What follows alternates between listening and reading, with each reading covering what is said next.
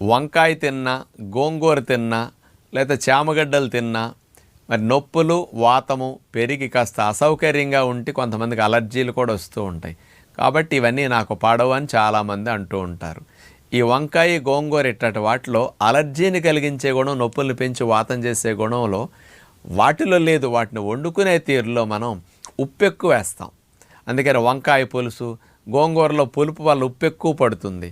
చామగడ్డల పులుసు, కంద, గుమ్మడికాయ పులుసులో వండినప్పుడు మామూలు కూరలు ఉప్పు వేసినప్పుడు ఎంత పడితే చింతపండు వేసి గొజ్జు పిసికిని పోసిన తర్వాత అందులో ఉప్పు 2-3 రెట్లు ఎక్కువ పడుతుంది. ఉప్పు ఎక్కువ ఈ రూపాల్లో వెళ్ళినందువల్ల నొప్పులు, వాతం చేయటం, అలర్జీలు రావటం ఉప్పు వల్లే తప్ప కూరగాయల వల్ల కాదు. ఉప్పు లేకుండా వండుకునే తిని చూడండి పద్ధతి ద్వారా మీకు ఈ ఫలితం బాగా వస్తుంది. నొప్పులు పూర్తిగా పోతాయి.